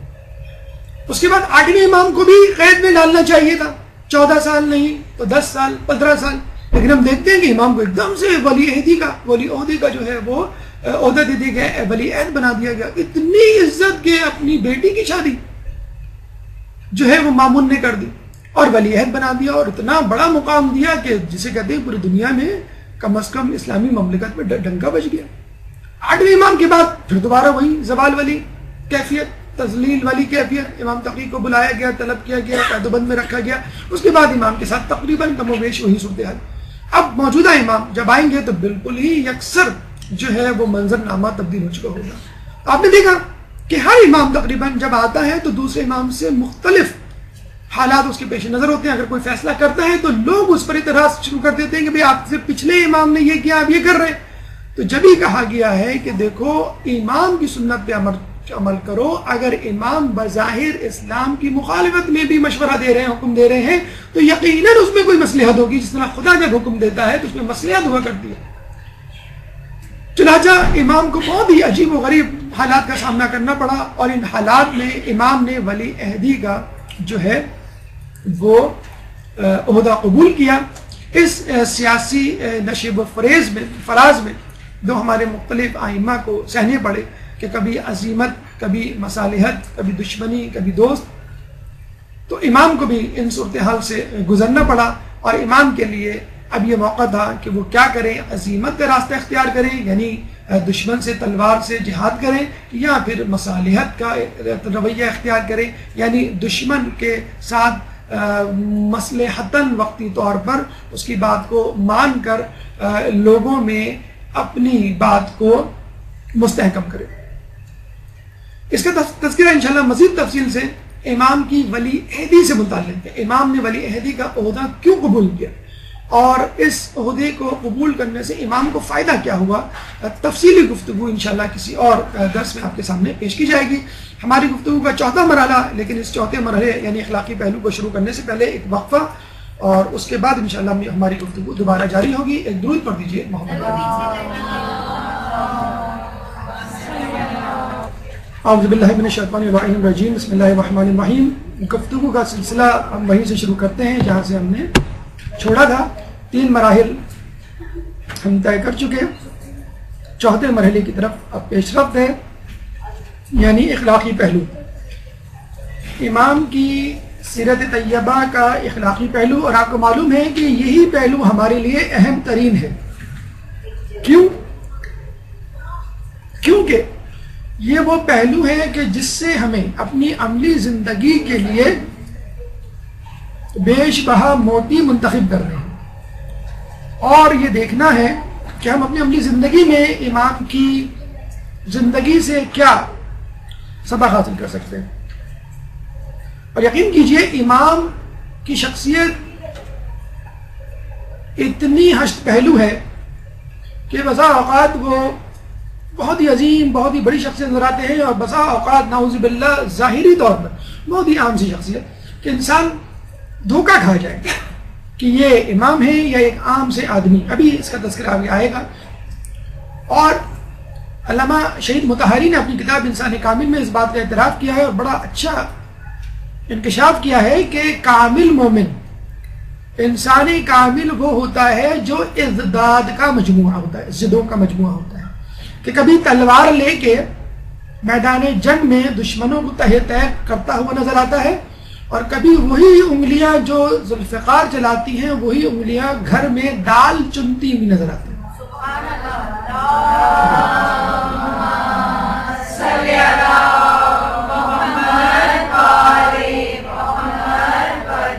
دیکھا آپ نے ازداد کا مجموعہ ہے، ضدوں کا مجموعہ ہے کہ نظر نہیں آتا. کہیں دشمنوں کے ساتھ اس طرح کا رویہ کہ لوگ دشمن کو دوست سمجھنے لگے، اور دوستوں کے ساتھ اس طرح کا رویہ کہ دشمن سمجھنے لگے. عدل کی بات آئے، خدا کے سامنے جواب دہی کی بات آئے، تو ایک شخص اپنے بھائی کو قرض لینے کے لیے آنے والا بھائی جب ہاتھ پھیلائے تو اس کے ہاتھ میں گرم سلاخ رکھ دے کہ میں قیامت میں خدا کو کیا منہ دکھاؤں گا. اور وہی شخص جب میدان جنگ میں اپنے دشمن سے لڑے اور دشمن کی تلوار گر جائے تو اس تلوار کو اٹھا کے ہاتھ میں دے دے کہ عدل کا تقاضا یہ ہے کہ دشمن جب آپس میں نبرد آزما ہو تو دونوں ایک ہی سطح پر ہوں. تو میرے ہاتھ میں بھی تلوار، تمہارے ہاتھ میں بھی تلوار. معاف کرنے پر آئے تو اپنے دشمنوں کو اس طرح معاف کر دے کہ ہم حیران رہ جائیں، اہل بیت کے ماننے والے چاہنے والے، کہ مروان بن حکم کہ جس نے کربلا کی بنیاد رکھی، واقعہ حرہ میں جب چوتھے امام کے پاس آیا تو امام نے اس کو غلہ اناج اور سایہ فراہم کیا، گھر فراہم کیا. تو یہ اہل بیت کے جو ہے مختلف حشت پہلو اور مختلف رنگ ہیں ان کی زندگی کے. انسان کی عقل حیران رہ جائے کہ اخلاق کے کتنے عظیم مرتبے پہ فائز تھے. دیکھیے بہت چھوٹی چھوٹی باتیں ہیں، لیکن ان باتوں کو سمجھنا، ان کی گہرائی میں جانا اور نتیجہ اخذ کرنا، یہ ہے کمال. اور ہم یہ سمجھتے ہیں کہ امام کی ہر ادا میں کوئی زبردست تدبیر اور پہلو ہوتا ہے. دیکھیے اگر ہم آپ سے کہیں کہ فلاں آدمی، فلاں انسان، فلاں بزرگ بڑے اچھی ہیں اور آپ ان سے ملنے کے لیے جائیں تو کیا چیز سب سے پہلے آپ کو نظر آئے گی؟ آپ کی نگاہیں کس پہ پڑیں گی؟ لباس. اس کے بعد نشست و برخاست، کس طرح بیٹھا ہے، کس طرح کھڑا ہے، کس انداز سے وہ گفتگو کر رہا ہے، انداز کلام اور اس کی خوش اخلاقی. لباس میں کہا جاتا ہے کہ امام سادہ لباس پہنا کرتے تھے، اور کبھی بہترین لباس پہننا پڑ جائے تو سادہ لباس نہیں اتارتے تھے، اسی سادہ لباس کے اوپر بہترین لباس پہن لیا کرتے تھے. کیوں؟ کہ لوگوں کو دکھانے کے لیے، لوگوں میں کھپ جانے کے لیے، لوگوں سے گھل مل جانے کے لیے، اپنے آپ کو ممیز نہ کرنے کے لیے، لوگوں جیسا نظر آنے کے لیے لوگوں کا جیسا لباس پہن لیا. اسی لیے اسلام فیشن کے خلاف نہیں ہے. آپ جس طرح کا فیشن چاہیں کریں، جس طرح کا لوگ لباس پہنتے ہیں آپ بھی پہنیں، بشرط یہ کہ محرم اور نامحرم کا جو ہے وہ مسئلہ ہے وہ مد نظر رہے. اسی طرح زندگی کے اور شعبہ جات میں جس طرح لوگ رہ رہے ہیں آپ بھی رہ سکتے ہیں، بشرط یہ کہ وہ چیزیں اللہ کی اور آپ کی راہ میں رکاوٹ نہ بنے، اللہ اور آپ کے درمیان رکاوٹ نہ بنے. تو امام اس لیے پہنا کرتے تھے عام سا لباس، خاص لباس اس لیے پہن لیا کہ لوگ پہن رہے اور لوگوں کے درمیان میری توہین اہانت نہ ہو. یہ ضروری ہے، آپ کتنے ہی متقی پرہیزگار کیوں نہ ہو، اس کا جو ہے مطلب یہ نہیں کہ آپ پھٹے پرانے میلے کچیلے اور پیبند لگے ہوئے کپڑے پہن کر لوگوں کے سامنے آ جائیں. معاشرے کے مطابق یا موجودہ اصطلاح میں فیشن کے مطابق کپڑے پہننا اور اپنی شان کو مد نظر رکھتے ہوئے کپڑے پہننا، اسلام اس بات کو پسند کرتا ہے کہ آپ اپنے اسٹیٹس کے اعتبار سے کپڑے پہنیں. کوئی ہو سکتا ہے کہ 5000 کا جوڑا آپ کے لیے نارمل ہو اور ایک آدمی کے لیے ایکسپینسو ہو، تو وہ آپ پہ اعتراض نہیں کر سکتا کہ بھئی آپ نے اسراف کیا ہے اور آپ کو مجھ جیسا 500 روپے والا جوڑا پہننا چاہیے. آپ کی اوقات 5000 والی ہے، اس کی اوقات 500 والی ہے. یہ عین ممکن ہے. معاشرے میں مختلف قسم کے اسٹیٹس کے لوگ نظر آئیں گے. اس کا مطلب یہ نہیں کہ آپ کسی حسد میں مبتلا ہو جائیں. اگر آپ برداشت کر سکتے ہیں، آپ کی جیب اجازت دیتی ہے، ٹھیک ہے آپ ایسے کپڑے پہنے. نہیں اجازت دے سکتی اور ایسا کپڑا پہن کے آ جائیں کہ لوگ سمجھیں کہ شاید آپ نے گھر کی کوئی چیز بیچی ہے اور پھر یہ جوڑا خریدا ہے، تو بڑا جسے کہتے ہیں کہ عجیب سا لگے گا. اندر عام لباس کیوں پہنتے تھے؟ تاکہ اپنے نفس کو ذلیل کر سکیں. اسی طرح کا معاملہ سفیان ثوری اور ہمارے چھٹے امام امام جعفر صادق علیہ السلام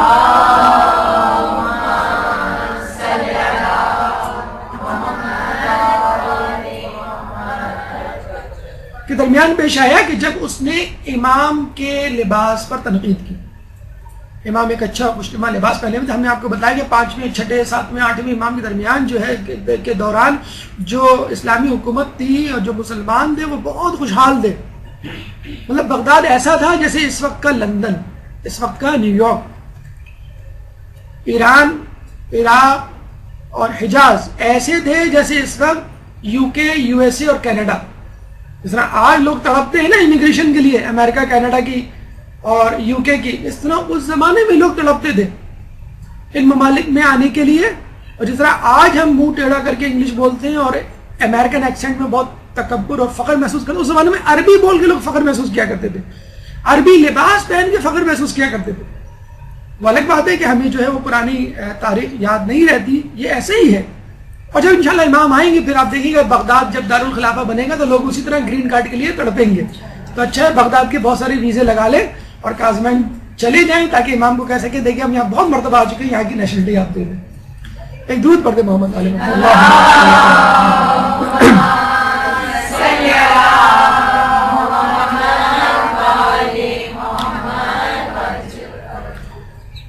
اپنے نفس کو ذلیل کرنے کے لیے امام پہنا کرتے تھے. تو سفیان ثوری نے کہا کہ یہ اہل بیت کہاں اور دنیا کی جاہ و جلال شان و شوکت کہاں؟ امام نے فرمایا کہ میں نے یہ لباس اس لیے پہنا ہے کہ عام لوگوں جیسا نظر آؤں، اور اندر کا لباس اس لیے پہنا ہے کہ اپنے نفس کو ذلیل کروں. پھر امام نے اس کے لباس کو، جو اس نے ایک عام لباس پہنا ہوا تھا، اس کو پکڑا اور اس کو اس کے اندر کا لباس دکھایا کہ جس میں وہ ایک بہترین لباس پہنا ہوا تھا اندر. تو اس کو بتلایا کہ تو نے لوگوں پر اپنے زہد کا روب ڈالنے کے لیے ایک عام سا لباس پہنا ہوا ہے باہر، اور اپنے نفس کو خوش کرنے کے لیے اندر بہترین لباس پہنا ہوا ہے.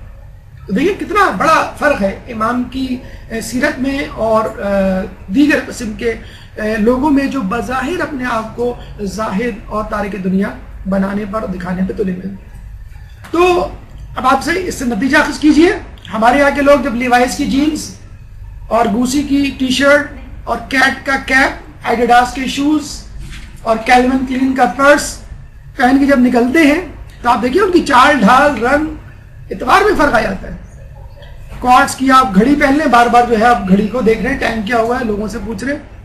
موبائل آپ لے لیں، نہ چاہتے ہوئے بھی بار بار نکالیں گے. کچھ نہیں تو بھائی لائٹ کا میں ذرا ٹارچ لا کے دیکھ لوں. الارم لگا لیں گے بے وقت کا، اسی وقت بجے گا جب آپ لوگوں کے درمیان بیٹھے ہوئے. او سوری، میں نے جو فجر کا الارم لگایا تھا 4:30 کا، اے ایم کی جگہ پی ایم لگ گیا. نماز شب بھی بتا دیا آپ نے کہ دیکھیں میں نماز شب اور فجر کا پابند ہوں، اور موبائل بھی اس بہانے دکھا دیا. تو بس آدمی تڑپ رہا ہوتا ہے. گاڑی لے لیں تو بار بار اداروں کو فون کر رہے ہیں کہ ہم نے جو ہے وہ گھومنے جانا تھا، آپ کے آنا تھا، آئیے ذرا، یا آپ آ جائیں یا ہم آ جائیں. کسی طرح جسے کہتے ہیں چابی لہراتے ہوئے جا رہے ہیں کہ بھئی کون سی ماڈل کی گاڑی ہے. تو ہم تڑپ رہے ہوتے ہیں اپنے لباس کو دکھانے کے. دیکھیے اب برا ماننے والی بات نہیں ہے، ہم خواتین کا مجمع ہے، لیکن امام کی روایت ہے، اس لیے میں آپ کو عرض کر رہا ہوں. امام کی روایت ہے اپنی خواتین کو کم لباس سلوا کر باہر نکلنے سے روکو. عورت جب اچھا لباس پہنے گی تو اس کو دکھانے کے لیے باہر نکلے گی. ایک اچھا سا رنگ برنگا اسکارف بھی آدمی خرید لینا، یعنی آدمی کا مطلب ہے عورت، تو اس کو دکھانے کے لیے وہ تڑپ رہی ہوتی ہے کہ سیٹرڈے کب آئے، یا جمعہ کب آئے، یا ہم سسرال کب جائیں، یا ہم کسی، میں آپ کی بات نہیں کر رہا قطعی طور پہ، آپ لوگ غلط نہ لیں، میں اوروں کی بات کر رہا ہوں. تو یہ حقیقت ہے کہ انسان جب کوئی چیز خریدتا ہے تو وہ تڑپ رہا ہوتا ہے. دیکھیں اللہ تعالیٰ نے، حدیث قدسی ہے کہ اے انسان، سنیے، اے انسان میں نے کائنات تیرے لیے تخلیق کی اور تجھے اپنے لیے تخلیق کیا. اے انسان میں نے تجھے اس لیے تخلیق کیا کہ میں پہچانا جاؤں، اور ہم کیا کر رہے ہیں؟ میں پہچانی جاؤں، میں دیکھی جاؤں، میری تعریف کی جائے.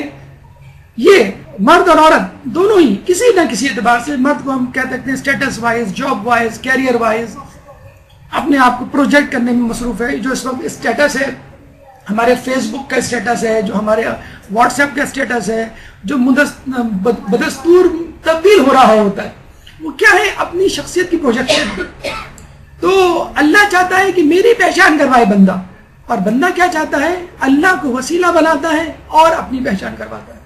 تو امام اپنے نفس کو ذلیل کرنے کے لیے عام لباس پہنا کرتے تھے، اور لوگوں کو دکھانے کے لیے، دکھانے کا مطلب ہے لوگوں میں کھپنے کے لیے. اب دیکھیں شادی بیاہ کی تقریب ہے اور آپ ایک عام سا لباس پہن کے چلے گا اپنے آپ کو زاہد اور جسے کہتے ہیں عابد ثابت کرنے کے لیے. دیکھیں بہترین زہد کو چھپانا ہے. بہترین زہد کو چھپانا ہے، یعنی آپ کو دنیا سے محبت نہیں کرنی اور اس نفرت کو چھپانا بھی ہے. یہ نہیں کہنا کہ بھی مجھے کھانے سے کوئی رغبت نہیں، مجھے اچھے لباس سے کوئی رغبت نہیں، اچھی سواری نہیں چاہیے، اچھا نہیں، سب کچھ چاہیے، لیکن یہ چیزیں اللہ کی محبت میں رکاوٹ نہ بنے. نشست آپ دیکھ لیجئے، ہم کلاس میں سب سے پہلے اس لیے آتے ہیں کہ دیوار سے ٹیک لگانے کی جگہ ملتی ہے. میں آپ کی بات نہیں کر رہا، میں اوروں کی بات کر رہا ہوں. ہم دیوار سے ٹیک لگانے کے لیے آتے ہیں، ایسی جگہ بیٹھتے ہیں جہاں پاؤں پھیلا کے بیٹھنے کا موقع مل جائے. امام کے بارے میں ہے کہ اگر وہ لوگوں میں بیٹھے ہوتے تو کبھی دیوار سے ٹیک نہ لگاتے. اب آپ اندازہ لیں، امام لیڈر ہے، رہنما ہے، رہبر ہے، کائنات کا امام ہے وہ، اور اس کو یہ روا نہیں کہ اگر میں کسی کے ساتھ بیٹھوں تو ٹیک لگاؤں کہ لوگ سمجھیں کہ میں ان سے برتر ہوں. امام نہیں چاہتے کہ لوگوں کے درمیان میں ثابت کروں. جو ہم کہتے ہیں نا باڈی لینگویج، باقاعدہ اس پہ کتابیں لکھی جا رہی ہیں. آپ پڑھیں ویب سائٹس پہ جا کے باڈی لینگویج کیا کچھ کہہ رہی ہوتی ہے. NLP نیورو لنگوسٹک پروگرامنگ باقاعدہ ایک سائنس ہے. اس میں کہا جاتا ہے اگر آپ کو کنونس کرنا ہے اپنے سامنے والے کو، کم از کم اتنا کریں آپ کہ جس طرح وہ بیٹھا ہے، جس انداز سے وہ جو ہے آپ کو سن رہا ہے، آپ اس انداز سے اس کو سنیں، اس طرح بیٹھیں. وہ بڑا سمٹ کے اور ادب سے بیٹھا ہوا ہے، آپ جو ہے اکڑ کے اور ٹیک لگا کے بیٹھے ہوئے، تو اس کا مطلب ہے آپ ایک تکبر و نخوت کا مظاہرہ کر رہے ہیں. یہی بچوں کے ساتھ بھی ہونا چاہیے. بچہ جو ہے توتلی زبان میں جو ہے اپنی گلی کے کرکٹ کے قصے سنا رہا ہے، آپ جو ہے وہ اکڑ کے بیٹھے ہوئے، اچھا بیٹا جلدی جا کے منہ دھو کے آ جاؤ، تمہارا کھانے کا ٹائم ہو گیا ہے.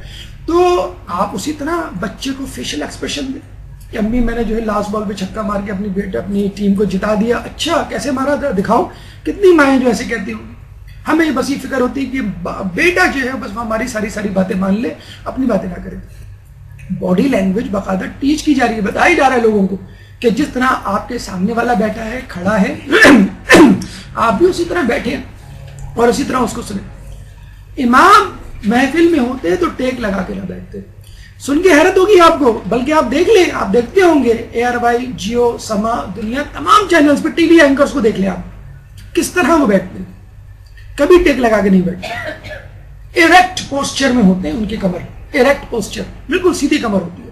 اگر وہ ٹیک لگا کے بیٹھ جائے تو ان کی کمر میں کیا کہتے ہیں اس کو، کمب آ جائے، کنکیو ہو جائے. ہمیشہ ان کو ہدایت کی جاتی ہے کہ آپ کو ایریکٹ بیٹھنا ہے، بالکل سیدھا بیٹھنا ہے، آپ کو جو ہے وہ ٹیک نہیں لگانی ہے. اتنے پرانے زمانے کی بات کہ امام کہہ رہے ہیں، امام جو ہے ٹیک نہیں لگاتے تھے. آج ٹی وی اینکرز کو باقاعدہ ٹیچ کیا جاتا ہے کہ باڈی لینگویج کیسی ہونی چاہیے. جب آپ کسی کے سامنے بات کریں، بیٹھیں، خبریں پڑھیں تو آپ ٹیک لگا کے نہ بیٹھیں. امام کسی کے سامنے پیر پھیلا کے نہیں بیٹھتے تھے. آج کل ہمارے بچے دیکھیے، ٹانگ پہ ٹانگ رکھے، میز پر چپس کھا رہے ہوتے ہیں، کولڈ ڈرنک پی رہے ہوتے ہیں، امی آ جائیں، ابو آ جائیں، زلزلہ آ جائے، طوفان آ جائے، ملک الموت ہو جائے، کسی سے نہیں ڈریں گے. ہٹے سامنے سے، ہٹ جائے، کارٹون آ رہا ہے میری پسند کا، ہٹ جائے، چھکا لگنے والا، اسی بال پہ آؤٹ ہو گیا، امی آپ کی وجہ سے آؤٹ ہو گیا، آپ سامنے آ گئی.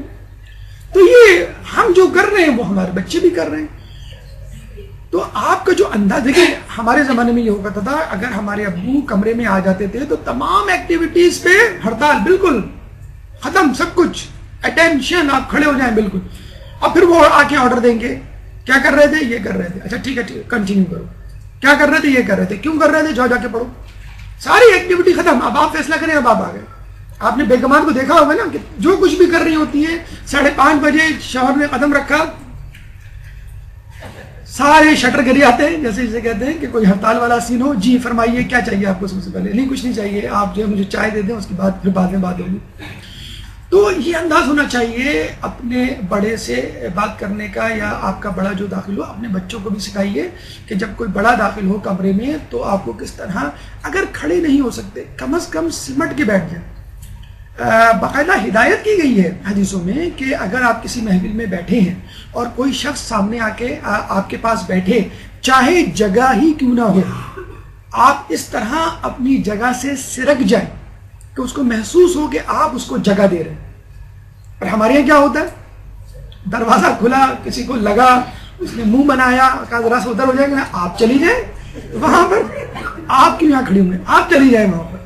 یہ دیکھیں، یہ اخلاق ہے، یہ آپ کی سٹنگ۔ دیکھیں باقاعدہ ایک، مجھے بھی اس وقت یاد نہیں آ رہا، باقاعدہ ایک میڈیکل وہ ہے، برانچ ہے آلٹرنیٹو میڈیسن کی، جس میں جیسچرز، پوسچرز کے ذریعے بتایا جاتا ہے بیٹھنے کا انداز، کھڑے ہونے کا انداز، سونے کا انداز، اور اس سے باقاعدہ علاج کیا جاتا ہے آپ کی بیماری کا۔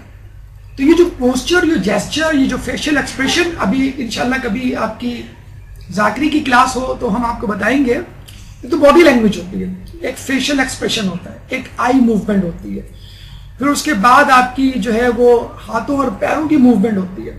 یہ جو باڈی لینگویج ہوتی ہے وہ بھی میسج دے رہی ہوتی ہے آپ کے سامنے والے کو کہ آپ جو ہے اس سے ایگری کرتے ہیں نہیں کرتے ہیں، آپ اس کی حمایت میں ہیں یا مخالفت میں ہیں، آپ جو کہہ رہے ہیں اس کو وہ بات پسند آ رہی ہے یا نہیں آ رہی ہے۔ تو باڈی لینگویج بہت کچھ سکھاتی ہے۔ ہمارے عالم دین تھے مقدس اردبیلی، 40 سال تک پیر پھیلا کے نہیں سوئے، لیٹ الون سٹنگ، بیٹھنا تو دور کی بات ہے، ہم 1 گھنٹہ 2 گھنٹے پیر سمٹ کر کے نہیں بیٹھ سکتے، سمیٹ کر کے، چاہے امی کیوں نہ بیٹھی ہوں، ساس بیٹھی ہوں تو کوئی مسئلہ نہیں، امی بھی بیٹھی ہوں تو ہم پیر جو ہے وہ سمیٹ کے نہیں بیٹھ سکتے۔ 15 منٹ بعد، آدھے گھنٹے بعد 45 ڈگری ادھر ادھر کہیں ہو کر ہم پیر اپنے لمبے۔ مقدس اردبیلی نے 40 سال تک نیند اس حالت میں کی کہ پیر سکیڑ کے بیٹھے، پاؤں پھیلا کے نہیں، کیونکہ وہ اپنے آپ کو زمانے کے امام کے سامنے حاضر و ناظر جانتے تھے۔ یہ ہے انداز زندگی گزارنے کا۔ ہم جو ہے وہ گناہ کر رہے ہوتے ہیں اور اپنے سامنے اپنے امام کو نہیں پاتے اور کہتے ہیں کہ کوئی ہمیں نہیں دے گا۔ انداز کلام بڑے مزے سے ہم فیس بک پہ، ٹویٹر پہ، انٹرنیٹ پہ، چیٹنگ ویب سائٹس پہ لکھ دیتے ہیں LOL، لول۔ کیا ہوتا ہے لول؟ نہیں پتا آپ لوگوں کو؟ بڑی اچھی بات ہے۔ لاف آؤٹ لاؤڈر، کوئی بھی بات لکھی اپنے مزاحیہ، جوک سنایا، کریک کیا اپنے کو، جوک آگے لکھ دیا لول، لاف آؤٹ لاؤڈر، یعنی ہنسنے کی بات ہے، قہقہ لگاؤ۔ منع کیا گیا ہے قہقہ لگانے کو، آواز کے ساتھ ہنسنے کو۔ رسول اپنے حجرے سے باہر نکلتے ہیں، مسجد نبوی میں کچھ لوگوں کو قہقہ ہنستا بولتا ہوا دیکھتے ہیں تو رسول کہتے ہیں کہ اگر وہ تمہیں باتیں معلوم ہوتی جو مجھے معلوم ہے تو تم ہنستے کم روتے زیادہ۔ اسلام نے حوصلہ شکنی کی ہے ہنسنے والوں کو، ہاں تبسم کے لیے حوصلہ افزائی کی ہے، بلکہ یہ کہا گیا ہے کسی مومن کو دیکھ کر کسی مومن کا مسکرانا ایک صدقہ ہے۔ خود اصحاب رسول اس بات کے گواہ ہیں کہ ہم نے رسول سے زیادہ کسی کو مسکراتے ہوئے نہیں دیکھا، اسمائلنگ فیس جسے کہتے ہیں۔ تو ہنسنے سے بہتر ہے کہ انسان مسکرائے۔ قہقہے سے یعنی آواز کے ساتھ ہنسنا جو ہے وہ ڈسکریج کیا گیا ہے، اور یہ کہتے ہیں کہ حماقت پیدا کرتا ہے، عقل کم کرتا ہے، بہت زیادہ ہنسی مذاق، جو کہ اس وقت ہمارے معاشرے میں بہت زیادہ ہو گیا ہے۔ حتیٰ کہ ہمارے خبریں جو ہے وہ جب پڑھی جاتی ہیں تو وہ اس میں بھی ایک طنز اور مزاح کا پہلو آ گیا۔ ہمارے زمانے میں 9 بجے خبر نامہ آتا تھا، زبیر الدین ایک ہوا کرتے تھے، ان کو زندگی میں کسی نے مسکراتے بھی نہیں دیکھا۔ کبھی کوئی غلط خبر دینی ہو، سنجیدہ خبر دینی ہو، مثلا ماشاء اللہ کی، تو وہ آگے خبر دیا کرتے تھے کہ لوگ کہتے تھے کہ ہاں ان کو دیکھ کے یقین آ جائے کہ باقی ماشاء اللہ لگ گیا یا ملک کے حالات خراب ہیں۔ ان کو کبھی کسی نے ہنستے بھی نہیں دیکھا، اور امپاسبل، ناممکن ہے کہ 9 بجے کے خبر نامے میں کوئی نیوز کاسٹر ہنس دے، امپاسبل۔ آج جو ہے وہ ہنسے بولے بغیر، طنز کیے بغیر لوگ جو ہے وہ اپنی زبان سے خبر ہی نہیں نکالتے اور لوگوں کو ہضم بھی نہیں ہوتے۔ ملنساری، لیکن تواضع انکساری کے بارے میں کہا جاتا ہے کہ ہر چیز، ہر نعمت، ہر عبادت، ہر خصوصیت کردار اللہ تعالیٰ دیتا ہے، توفیق جسے کہتے ہیں، اللہ میں توفیق دے عبادت کی، اللہ میں توفیق دے خوش اخلاقی کی۔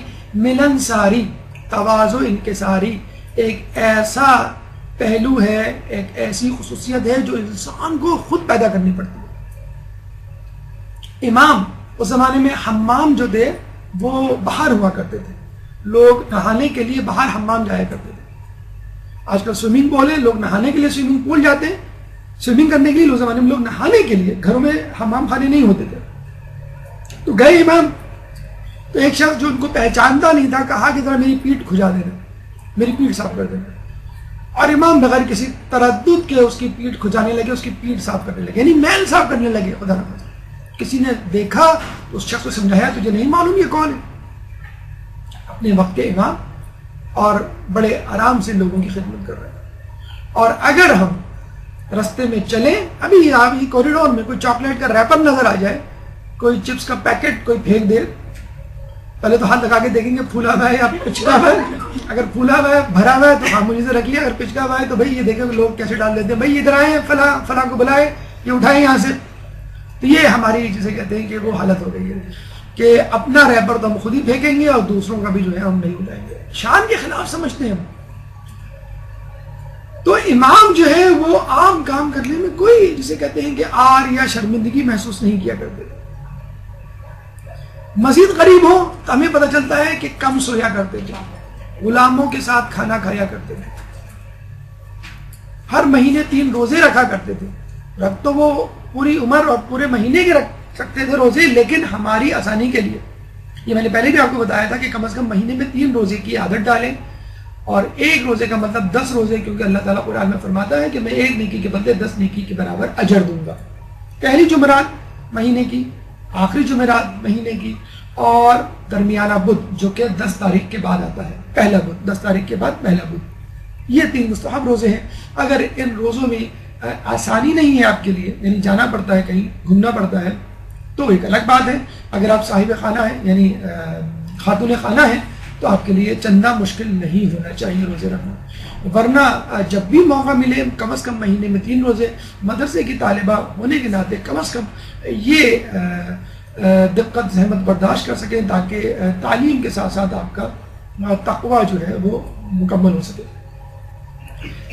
इमाम से किसी ने पूछा कि हम मेवा खा के कुछ बचा हुआ फेंक देते, इमाम ने सख्ती से मना किया, और अक्सर हमारी आदत है, हमारे बच्चों की आदत है कि वो पिज्जा भी खाएंगे तो उसका क्रस्ट छोड़ देंगे। अब पिज्जा हट वालों ने उस क्रस्ट में जो है वो चीज डालना शुरू किया, खुदा के वास्ते इसको खा लो, इसको छोड़ो नहीं। जब भी जो है वो बार वो डील लगती है बूफे की, तो मेन पीस खा के मसाले वाला जो क्रस्ट और बर्गर के वो जो किनारे की चीजें हैं, या घर में जो रोटियां खाते हैं वो जो मोटा किनारा होता है उसको लोग छोड़ दिया करते हैं। अगर सब्जी गोश्त पका होगा तो बच्चे जो है वो गोश्त खा लेंगे, सब्जी छोड़ देंगे। इसी तरह दावतों में आप देख लें हमारे यहाँ कितना इसराफ होता है, आधी आधी प्लेट का जो है खाना जो है वो लोग छोड़ देते हैं, और प्लेटों में माशाल्लाह निकालते ऐसे हैं कि एक साहब अपनी प्लेट में खाना निकाल के लाए, टेबल पे जैसे बैठे बहुत सारे लोग आ गए उनकी प्लेट से निकालने के लिए, कहते क्या हुआ? कहला हम समझे ये डिश है, हम समझे कि ये डिश है, सॉरी हम ये आप अपने लिए निकाल के लाए। जी जी मैं अपने लिए निकाल के लाया, बुरे वक्तों का पता नहीं कि मैं दूसरी मरतबा जाऊं तो खाना मिले या ना मिले, मैं खट्टा निकाल के लिए आया कि दावत खत्म होने तक इस पे इक्तफा करूंगा, और हो सका तो मैं अपने बच्चों को भी खिला दूंगा, और अगर फोन कॉल आ गई तो जनान खाने में बेगम के पास भी भेज दूंगा।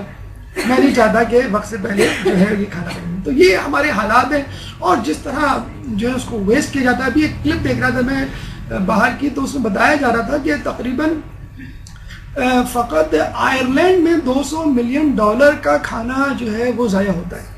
इतना ज़्यादा, आप किसी बाहर के आने वाले शख्स से पूछे तो वो आपको बताएगा इतना ज़ाया होता है खाना कि बता नहीं सकते आप। लोग खाना खरीदते हैं, आधा खाते हैं और फेंक देते हैं, और वहाँ तो खाना क्या मतलब लिबास, फर्नीचर, घड़ी, आम चीज़ें लोग जो है वो सड़कों पे, डस्टबिन तो नहीं कह सकते, कबर्ड्स लगी हुई होती हैं, उन कबर्ड्स में लोग जो है वो चीज़ें रख देते हैं। और कभी आप खोल लें अगर गलती से, अगर आप कभी जाएं और खोल लें तो आपको पता चलेगा कि मैं शायद ये चेस डिपार्टमेंट में आ गई हूँ या किसी शॉपिंग सेंटर में, कि ऐसी चीज़ें बिल्कुल लगे कि नहीं, वहाँ आपकी मतलब परचेजिंग पावर ज़्यादा होती है तो लोग फेंक देते हैं और जाके दूसरे लोग जो हैं वो इस्तेमाल कर लें।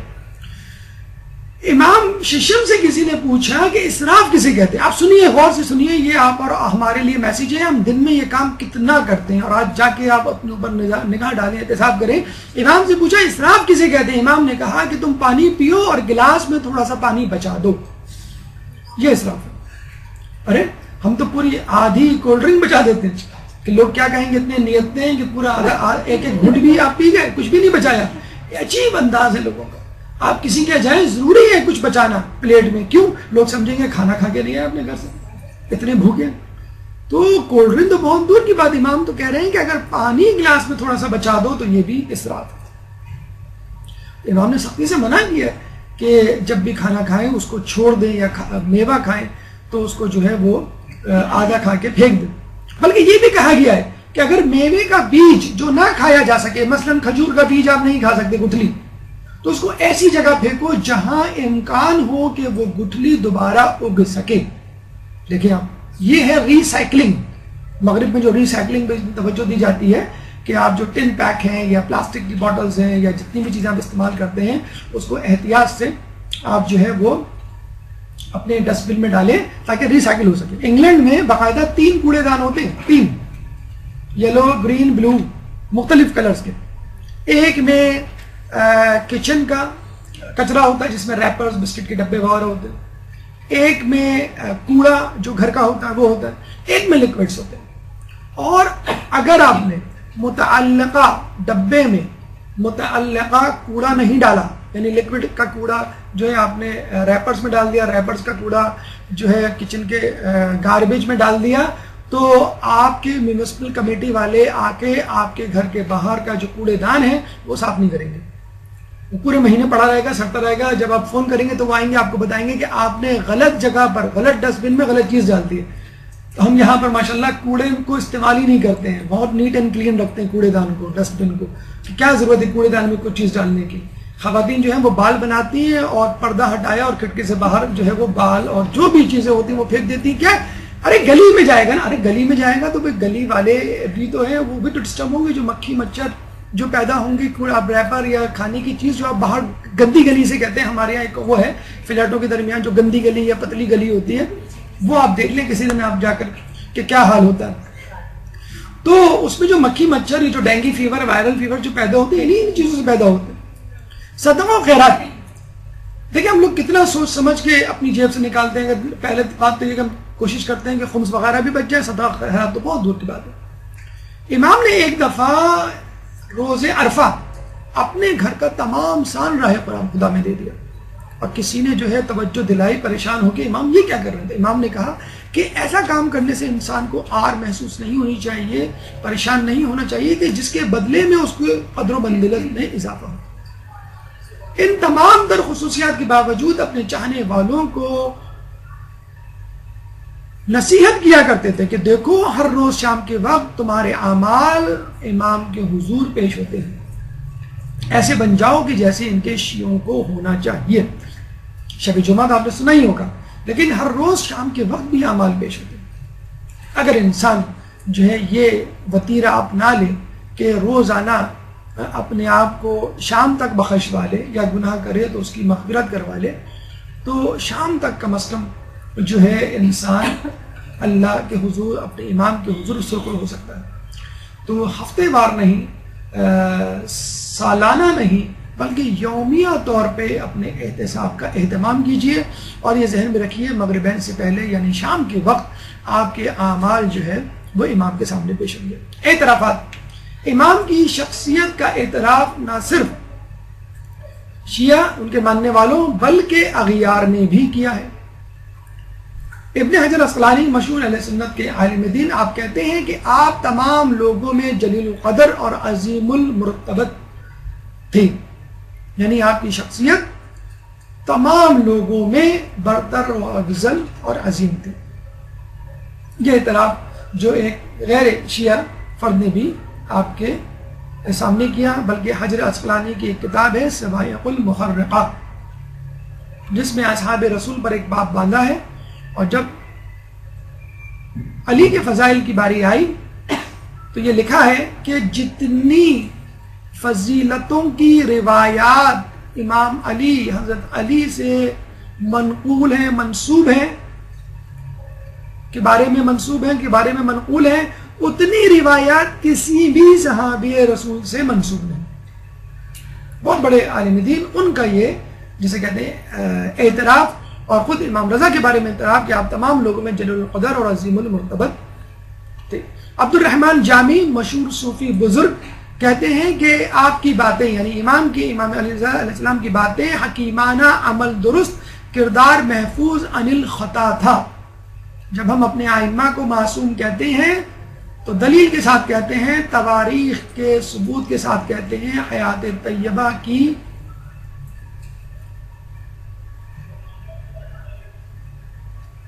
باتوں کو مد نظر کہتے ہیں کہ اگر آپ چاہیں تو تاریخ سے، ان کی سیرت سے کوئی ایسا واقعہ پیش کرتے ہیں جس سے ان کی خطا ثابت ہو جائے۔ الحمدللہ خود تاریخ اس بات پر گواہی دیتی نظر آتی ہے کہ ہمارے اہل بیت، ہمارے ائمہ تمام کے تمام معصوم تھے۔ مولوی مبین حنفی جن کی کتاب وسیلۃ النجات مشہور تاریخ کی کتاب ہے، آپ فرماتے ہیں آپ کو وراثت میں علم ما کان وما یکون عطا ہوا تھا، یعنی آپ کا علم جہانوں کے علم پر محیط تھا، جو ہوا اور جو نہیں ہوا۔